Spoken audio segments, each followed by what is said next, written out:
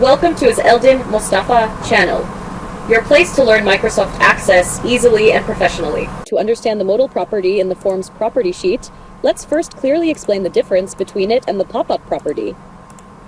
Now let's prepare two different forms. One will use the pop-up system, and the other will use the modal system. This will help us see exactly how each property behaves in action, and when it's best to use one instead of the other. We mentioned earlier that the pop-up property makes the form appear in a separate floating window above all other windows. It allows you to keep the form visible while still being able to work with other forms or objects in Access. On the other hand, the modal property locks the user's interaction, meaning the user cannot click or use any other form until this one is closed. It's perfect for login screens or important messages where you need the user's full attention. I hope this lesson helped you understand the difference between pop-up and modal forms.